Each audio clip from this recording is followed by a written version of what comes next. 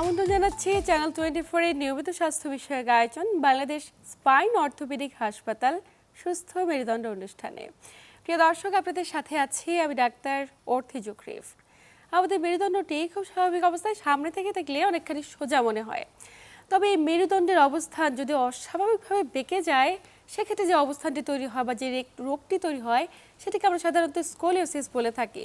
চিকিৎসা বিজ্ঞানের ভাষায় যে স্কোলিওসিস, যেটিতে আক্রান্তের ঝুঁকিতে শিশু কিশোর কিংবা মাঝবয়সী প্রত্যেকটি ব্যক্তি রয়েছে, কী কারণে আসলে এটি হয়ে থাকে এবং এটি হলে প্রাপ্তবয়স্ক ব্যক্তি কিংবা সাধারণত যারা স্কুল গোয়িং চাইল্ড তাদের ক্ষেত্রে তাৎক্ষণিকভাবে পদক্ষেপ নেওয়াটা কতটুকু জরুরি। প্রাথমিক অবস্থায় এটি আমাদের সৌন্দর্য কিংবা ভারসাম্যের উপর স্বাভাবিক একটি প্রতিক্রিয়া সৃষ্টি করলেও আমাদের যে শরীরে অঙ্গ প্রত্যঙ্গগুলো রয়েছে, যেমন আমাদের হৃৎপিণ্ড কিংবা ফুসফুস, এটার উপর আসলে দীর্ঘমেয়াদে কী ধরনের প্রভাব ফেলতে পারে আজ আমরা জানবো এই প্রত্যেকটি বিষয় নিয়ে। এবং স্কোলিওসিস হলে সর্বাধুনিক চিকিৎসা পদ্ধতির সুবিধাগুলোই বা কী রয়েছে। প্রিয় দর্শক, এই প্রত্যেকটি বিষয় নিয়ে বিস্তারিত আলোচনায় স্টুডিওতে আমাদের সাথে উপস্থিত রয়েছেন অধ্যাপক doctor Mohammad Shah Alam, chief consultant Bangladesh spine orthopaedic হাসপাতাল। স্যার, স্বাগত ওদের আজকের আয়োজনে। স্বাগতম, ধন্যবাদ। স্যার, স্কোলিওসিস নিয়ে আজ আমরা আলোচনা করব। বাঁকা মেরুদণ্ড, একটু জানতে চাই যে স্কোলিওসিস বা বাঁকা মেরুদণ্ড আসলে বলতে আমরা কি বুঝি এবং আমাদের শরীরে মেরুদণ্ডটি কোন অবস্থানে থাকে নরমালি? ধন্যবাদ আপনাকে। আমরা সবাই জানি মেরুদণ্ড সোজা। এই মেরুদণ্ড যদি আমরা এই মডেলের দিকে তাকাই, যদি আমাদেরকে একটু কেউ দেখাতে পারেন যে এই মডেলটা যখন আমি সামনের দিকে তাকাবো পুরোটা কিন্তু সোজা, কিন্তু যখন এটাকে আমরা যে কোনো একটা সাইড করে দেব তখন কিন্তু এটা সোজা না। সেটা কি, ঘাড়ের দিকে মনে হয় সামনের দিকে আমরা লর্ডোসিস, আবার পিঠটার দিকে মনে হয় কাইফোসিস, উল্টা দিকে বাঁকা। আবার নিচের দিকে যখন আসবো কোমরের পাশে সেটা আবার আমার মনে হয় লর্ডের মতো লর্ডোসিস। অর্থাৎ কিনা এটা কিন্তু ঠিক লেজি এসের মতো, আমরা এস যেমন ইংলিশ অ্যালফাবেট লিখি, ঠিক এটাকে যদি আমরা স্লোলি করি তাহলে এরকম হবে, অনেকটাই এরকম সাপের মতো। এখন সামনে থেকে আমরা যখন সোজা দেখব, এই মেরুদণ্ডটা যদি কোনো কারণে এটা যে কোনো একদিকে এরকম বাঁকা হয়ে যায় সেটাকে আমরা স্কোলিওসিস বলি। আচ্ছা, ধরুন এটা আপ টু 10 ডিগ্রি পর্যন্ত আমরা বই যেটা নর্মালি ধরি, বাট 10 ডিগ্রির উপরে যদি হয় তাহলে সেটাকে আমরা বলি যে এটাকে স্কোলিওসিস। 10, 15, 20, 30 degree scoliosis. অর্থাৎ এই সোজা মেরুদণ্ড যে কোনো একদিকে হেলে যায় সেটাকে আমরা স্কোলিওসিস বলি। সাধারণত মানে কাদের ক্ষেত্রে এটা হতে পারে? জন্মগতভাবে হতে পারে নাকি যে কোনো বয়সে? তিনটা ভাবে আমরা এটাকে ক্লাসিফাই করি। এক নম্বর হলো জন্মগত, যেটা হলো কনজেনিটাল, এটার সংখ্যা খুব বেশি না, কম। আরেকটা আছে যে কিছু মাসেল, নার্ভ, টিস্যু এগুলো ধরেন আপনার হইলো প্রাপ্তভাবে হয় নাই কোনো ডিজিজের জন্য অথবা জন্মগতভাবেই, কিন্তু এটা হাড়ের কোনো প্রবলেম না, হাড় ঠিক আছে কিন্তু তার মাসেলগুলো নাই। বাট কিছু রোগ আছে যেমন পোলিওমাইলাইটিস, যেমন কিছু রোগ আছে ধরেন আপনার হইলো কি বলে যে সিপি, সেরেব্রাল পলসি, মানে স্নায়ুতন্ত্রের রোগের জন্য। আর ম্যাক্সিমাম ক্ষেত্রে যেটা হয় প্রায় 70%, যেটা আমরা বলি ইডিওপ্যাথি, কোনো কারণ নাই, কোনো কিছুই নাই, তার মাসেল সুস্থ, তার হাড়গুলো সুস্থ, জয়েন্ট সুস্থ, সবই ভালো আছে, কিন্তু তার মেরুদণ্ড বাঁকা হয়ে যাচ্ছে। এটার সংখ্যাই বেশি, যেটা আমরা বলি অ্যাডোলেসেন্ট ইডিওপ্যাথিক স্কোলিওসিস। এই অ্যাডোলেসেন্ট মানে সাধারণত 10 বছরের পরে, 10 থেকে 18 বছরের মধ্যে যেটা হয়, এই স্কোলিওসিসটা আমাদের সবচেয়ে বেশি কনসার্ন। জন্মগতভাবেও হইতে পারে, কিন্তু এই জন্মগতটার সংখ্যাটা খুব কম, সংখ্যাটা কম। এটা আবার ধরেন জন্মগত 3 বছরের মধ্যে যেগুলো হয় এগুলো ধরেন মানে খুব খারাপ রেজাল্ট, এগুলাকে স্বাভাবিক জীবনে আনা খুবই কঠিন। কিন্তু আমরা যেটা 70% যেটা এইটা 10 থেকে 18 বছরের মধ্যে হবে, দেখা যাবে যে মেয়েদের একটু বেশি হয়। মানে হুট করে 10 বছর বয়সে গিয়ে একজন শিশু কন্যা বা কন্যা শিশু একজন ব্যক্তির কি কারণে হয় এটা? আচ্ছা, এর কারণটাই তো জানা যায় না, সারা ওয়ার্ল্ডে এটা রিসার্চ চলছে, সেটা আমরা বলছি যে এখন এটা ধরেন অনেক সময় কিন্তু ডায়াগনোসিস হয় না, আর এটা একটু মেয়েদের একটু বেশি হয়। এবং আমাদের দেশে দেখা যায় যেটা কেন জানি ধনীদের হয় একটু, মানে যাদের অর্থনৈতিকভাবে অত সচ্ছল না সেই গ্রুপে একটু বেশি দেখা যায়। এখন এটা কখন আমাদের নলেজে আসে, বিশেষ করে যখন 13-14 বছর গ্রামের মেয়ে যাদের বিয়ে শাদীর বয়স হয়, ওই সময়টা কিন্তু মারা বিশেষ করে এটা প্রথমে এটা দেখা মানে তাদের দৃষ্টিতে আসে। এই দৃষ্টিগোচর হলে তখন বাবা মারা একদম পাগল হয়ে যায় যে আমার মেয়েটা তো আর ভবিষ্যতে বিয়ে হবে না। এটা তার ধরেন একটা পারিবারিক ধ্যান, একটা সামাজিক একটা মানে কি বলা যায় যে ন্যাশনাল একটা প্রবলেমের মতো হয়ে মানে যায়। আসলে কিভাবে বোঝে অভিভাবকরা মানে উপসর্গগুলো কেমন প্রকাশ উপসর্গ পায়? আসতেছে। এখন দেখা যায় যে যারা সবসময় এই বাচ্চাকে তাদের সেবা করে, মানে কেয়ারটেকার যারা, কেয়ার গিভার, তারা কিন্তু এটা ডায়াগনোসিস করে। আর অন্য ক্ষেত্রে মারাই সাধারণ দেখে মেয়েদের সাথে একটা ভালো সম্পর্ক থাকে, ধর কাপড় পরা থাকলে বোঝা যায় না, কি হয়, বাঁকা হয়ে যায়। একদিক হয়তো এই শোল্ডারটা হয়তো উঁচু হয়ে গেছে, অথবা পিঠটা উঁচু হয়ে গেছে, অথবা মেয়ে যদি কখনো সামনে দিয়ে ঝুঁকলো একদিকে উঁচু হয়ে গেল। দেন দেখা যাবে যে অনেক সময় হাঁটতে গেলে তার একটা অ্যাবনর্মাল হাঁটা, আবার দেখা যাবে মনে হয় যে একটা পা মনে হয় ছোট হয়ে যাচ্ছে, আবার দেখা যাবে যে হাঁটতেছে মনে হয় তার এই পেলভিসটা ওঠানামা করতেছে, ঠিক একটা অ্যাবনর্মাল পোস্টার মতো। আচ্ছা। আবার অনেক সময় দেখা যাবে তার পেটটা মনে হয় ভিতরে ঢুকে গেছে, একটা সাইডে ঢুকে গেছে, এরকম শোল্ডারটা উঁচু, পেটটা একদিকে ঢোকা, অথবা সামনে থাকলে পেটটা মনে হয় তার একটু প্রোট্রুডেড। এই ধরনের একটা অস্বাভাবিক যে আপনার বাহ্যিক যে ধরেন ভঙ্গি। অ্যাবনর্মালিটি, এই ডিফর্মিটি দেখে সাধারণত আপনার হলো ম্যাক্সিমাম ক্ষেত্রে আমরা ডায়াগনোসিস করি। আর কিছু কিছু ক্ষেত্রে আছে দেখা যায় অনেক বাঁকা, সাথে আপনার আবার কোমর পিঠ ব্যথা থাকে, এটা সংখ্যা কম। আবার ব্যথাও আছে, আবার কেউ কেউ বলে যে আমার পাগুলো অবশ্যই যাচ্ছে, পায়ের শক্তি কমে যাচ্ছে, এটা খুব রেয়ার, বাট হতে পারে। সুতরাং মেরুদণ্ড যখন বাঁকা, আমরা স্কোলিওসিসকে বলবো প্রাথমিক অবস্থায় তার উপরের দিকে দেখতে অসুন্দর হয়, শোল্ডারটা তার এলিভেটেড, অথবা তার বাটকটা এলিভেটেড, পেটটা একদিকে ঢুকে গেছে, দেন হলে পিছন দিকে তার হলে বাঁকা হয়ে যাবে। অর্থাৎ এই ডিফর্মিটিগুলোই বাহ্যিকভাবে অসৌন্দর্য, বাহ্যিকভাবে একদিকে উঁচু হয়ে যাওয়া, বাহ্যিকভাবে একদিকে বাঁকা হয়ে যাওয়া, এটা হলো আপনার হলো কমন উপসর্গ। ক্ষেত্র বিশেষে ব্যথা, ক্ষেত্র বিশেষে পা ঝিনঝিনে অবশ করা। আর অনেক যখন সিভিয়ার থাকে, অনেক বাঁকা হয়ে গেছে, তাহলে দেখা যায় একটা ফুসফুস ছোট হয়ে যাচ্ছে, তখন এই বাচ্চাগুলো যখন দৌড়ে দৌড়ে করে সে খুব বেশি দৌড়াতে পারে না, মনে হয় তার শ্বাসকষ্ট, হাঁপায়। আবার দেখা যায় যে অনেক চাপ পেটের মধ্যে, অল্প একটু খেলে মনে অনেক বেশি খেয়ে ফেলছে, এগুলো বাচ্চাদের অনেক সময় কমপ্লেন করে।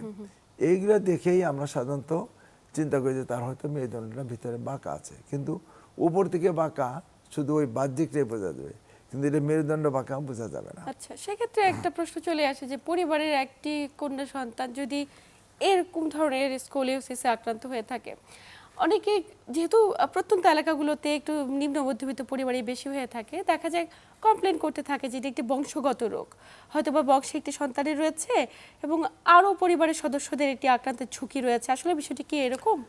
আপনাকে বলি এটা আসলে কোনো বংশানুক্রমিক রোগ না, তবে কিছু কিছু ক্ষেত্রে দেখা যায় একজন বাচ্চা হয়েছে তার হয়, কিন্তু আমরা কারণ কিন্তু এখনো বলছি যে আমরা এটা জানি না। কিন্তু ক্ষেত্র বিশেষে যেগুলো আমরা দেখতেছি যে একটা মেরুদণ্ডের অংশ বিশেষ তৈরি হয় নাই, ওইটা হলো জন্মগত ত্রুটি, আমরা বুঝতে পারি ডেভেলপমেন্টাল।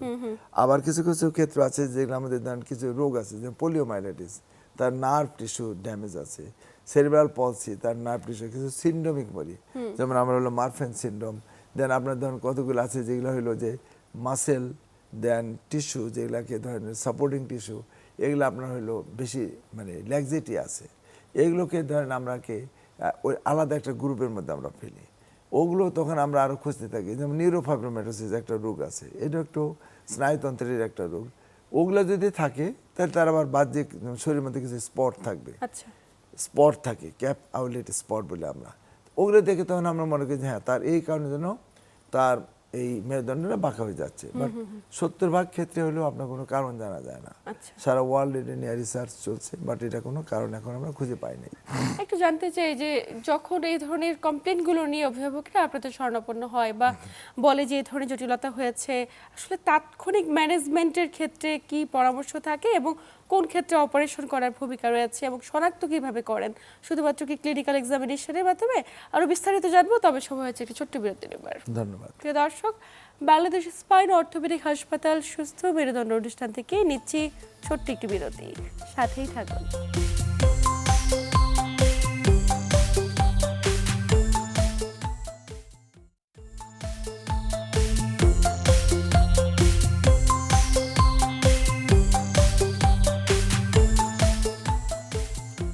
প্রিয় দর্শক, বিরতির পর আবারও সবাইকে স্বাগত জানাচ্ছি বাংলাদেশ স্পাইন অর্থোপেডিক হাসপাতাল সুস্থ মেরুদণ্ড অনুষ্ঠানে।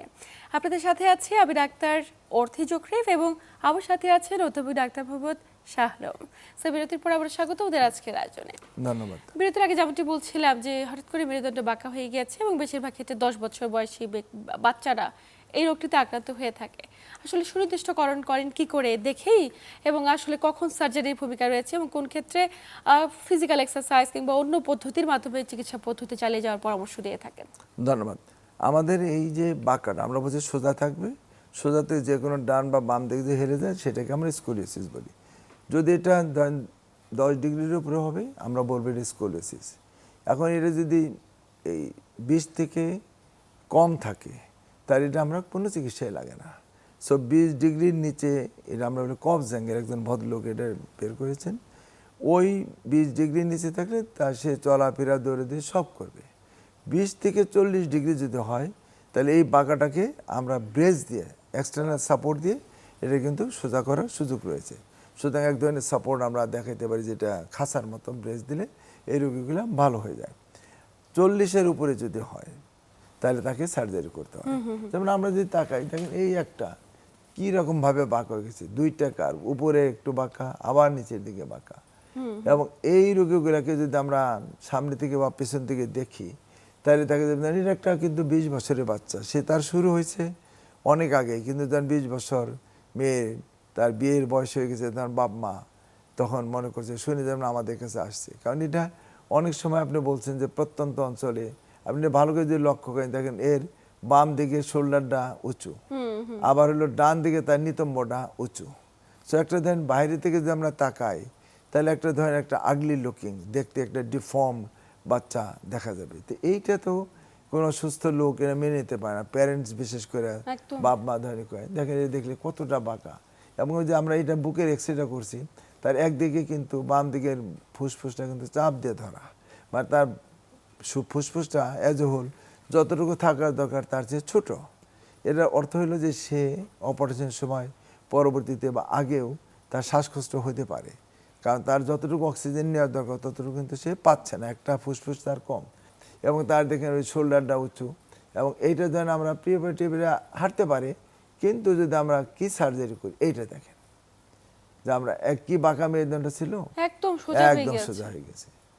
এবং তার যতটুকু উপরে যেমন থাকার কথা কোমরের দিকে যেমন মানে থাকার রাইট কথা, পোরশনটা যে তীব্র পরিমাণে বাঁকা ছিল ওটা আবার পজিশনে চলে এসেছে। এবং দেন আপনি দুইটা শোল্ডার একদম ব্যালেন্স, দুইটা পেলভিস আমরা যেটা বলছিলাম একই রকমই ব্যালেন্স হয়ে গেছে।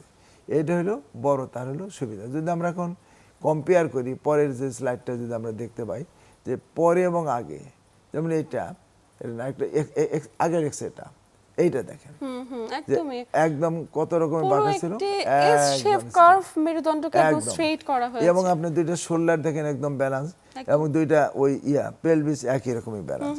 So this is the benefit before surgery and after surgery, এটা টোটালি একদম সমান হয়ে গেছে। মানে খুবই চমকপ্রদ একটা রেজাল্ট এসেছে, একদম বাঁকা একটা মেরুদণ্ড। স্যার একটু জানতে চাই যে এগুলো তো খুব ক্রিটিক্যাল অপারেশন, এবং এই অপারেশনগুলো কি বাংলাদেশের সব জায়গায় হয়, এবং বাংলাদেশ স্পাইন এবং অর্থোপেডিক হাসপাতালে আপনারা করছেন, এবং আপনি এমনটিও বলেছেন যে সবচেয়ে বেশি অপারেশন হচ্ছে এই হাসপাতালটিতে, আসলে কি সুব্যবস্থা রয়েছে? ধরেন আমি বাংলাদেশে স্কোলিওসিস সার্জারি আমাদের হসপিটালে বেশি কোথাও করা নাই। কারণ হচ্ছে যে আমাদের এখানে সুবিধা একটা যে আমরা এটা মোটামুটি আমার একটা টিম আছে, আমরা করি একটা ট্রেনিং প্রাপ্ত আমরা। এক নাম্বার 2 হলো যে এইটার জন্য কয়েকটা স্বয়ংক্রিয় যন্ত্র দরকার। এক নাম্বার যেমন হলো সিয়াম, ক্ষেত্রবিশেষ নেভিগেশন, দুইটা আমাদের আছে। আর এই অপারেশন করতে গেলে যেটা বড় সমস্যা হয় অনেক সময় প্যারালাইসিস হয়ে যেতে পারে, সবচেয়ে বড়। বাচ্চা তো বেঁচে আছে, বাঁকা থাকুক সুস্থ, কিন্তু যখন অপারেশনের পরে প্যারালাইসিস হয়ে যায় জীবন তো শেষ। তখন তো একদম অনেক বোঝা, সারা জীবনের জন্য বোঝা। তো এইগুলাকে ডিটেক্ট করার জন্য সার্জারি করার টাইমে একটা মেশিন লাগে, নিউরো মনিটরিং আমরা বলি। ওই নিউরো মনিটরিং আমাদের কাছে আছে বাংলাদেশে মাত্র 2-3টা জায়গায় আছে, তার মধ্যে আমার হসপিটাল একটা। তো আমরা যেহেতু এটা শুধু স্পাইন অ্যান্ড অর্থোপেডিক হসপিটাল, এই মেরুদণ্ডের এত অপারেশন বাংলাদেশে কোন হসপিটালে এত হয় না। সারা বছরে আমরা যত অপারেশন করি এই হসপিটালে বাংলাদেশের অনেক হসপিটাল মিলে ওই পরিমাণ করে না। সরকারি বলেন বেসরকারি বলেন কোনো হসপিটালে এত অপারেশন হয় না শুধু মেরুদণ্ডের। সুতরাং আমাদের এখানে ওই মেশিনটা থাকে, তো আমাদের বড় একটা মানে কি বলে সাপোর্টিং টুলস, যে আমরা সার্জারি করার টাইমে কতটুকু বাঁকা করব ওই মেশিনটা আমাদের গাইড করে।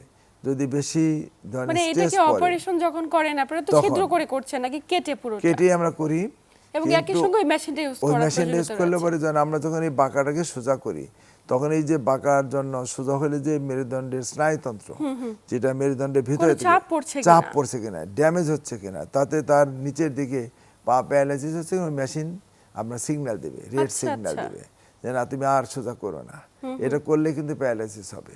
বাহ। তো ওই সিগন্যালটা আপনার ওটা মেশিন দাম মানে প্রায় অত্যাধুনিক স্বয়ংক্রিয় মেশিন ওই রয়েছে ধরনের- যেটার মাধ্যমে চাইলে খুব সুস্থভাবে অপারেশন করা ওই সম্ভব। মেশিনের দাম প্রায় 1 কোটি টাকা। আচ্ছা আচ্ছা, সো এটা কস্টলি। একদম। সুতরাং এই যে মেশিন, এটা যদি আপনার হাতে থাকে, আবার অনেক সময় আছে যে আমরা যে স্ক্রু দিব, যেমন আমরা বলি নেভিগেশন, ওইটাও ধরেন আমাদের কাছে আছে, ওটা আরো অনেক বেশি, প্রায় 1.5 কোটি 2 কোটি টাকার দাম ওই মেশিনের। যে কারণের জন্য যদি ওই জিনিসপত্রগুলো না থাকে, আর ধরেন সবসময় আগে সিয়াম বলে আমরা মেশিন দিয়ে দেবো, ওটাও প্রায় ধরেন 80-90 লক্ষ টাকার মেশিনের দাম। এই জিনিস যেখানে নাই সেখানে ধরেন এই সার্জারি করা যাবে না। মানে একটু সুতরাং- মানে এই জায়গাটিতে আমরা এই কারণে সচেতন করতে চাই, কারণ একটু যদি নিখুঁতভাবে অপারেশন না হয় তাহলে প্যারালাইসিস হয়ে Paralysis যেতে হতে পারে, এবং অবশ্যই দক্ষ হাতে করাটা খুব বেশি জরুরি, এবং যেখানে অত্যাধুনিক মেশিন রয়েছে। এই কারণে আমরা সচেতন করতে চাই প্রত্যেকটি দর্শককে। তারই উদ্দেশ্যে আয়োজন।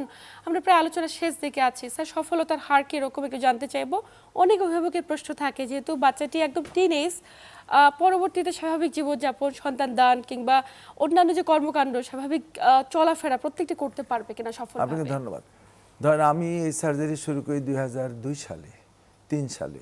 তখন কিন্তু আমাদের অনেক কিছুই ছিল না, ইভেন সিয়ামও ছিল না। কিন্তু প্রথম দিকে কিন্তু আমরা ধরেন আমাদের প্রায় 300-র মতো অপারেশন করছি এই পর্যন্ত। আমাদের কিন্তু 2-1টা রুগী কিন্তু প্রবলেম হয়েছে, 1টা বা 2টা রুগী পার্মানেন্ট প্যারালাইসিস হয়েছে, 2-3টা টেম্পোরারি হয়ে গেছে, আবার ভালো হয়ে গেছে। এরপরে ধরেন পরবর্তী সময় যখন আমাদের এই স্বয়ংক্রিয় মেশিনগুলো চলে আসছে, আলহামদুলিল্লাহ এরপরে আমাদের আর এই ধরনের প্যারালাইসিস জনিত কোনো প্রবলেম হয় নাই। এখন সুবিধা হলো যে যদি সাকসেসফুল অপারেশন করে ধরেন আমরা যদি তার ছবি দেখাইতে পারি, ভিডিও দেখাই, পরের দিন থেকে হাঁটবে, প্যারালাইসিস নাই, আর কোনো সমস্যা নাই। ক্ষেত্র বিশেষে আমরা একটু অবজারভেশনে রাখি, অনেক ফুসফুস যদি চাপ থাকে, কিছু কিছু ক্ষেত্রে রুগীরা শ্বাস নিতে খুব কষ্ট হয়, আচ্ছা, ওগুলোকে খুব ক্লোজলি সুপারভিশন করতে হয়। ওই যে যেটা বলছে রিহ্যাবিলিটেশন, তাকে একটু সাপোর্ট লাগে।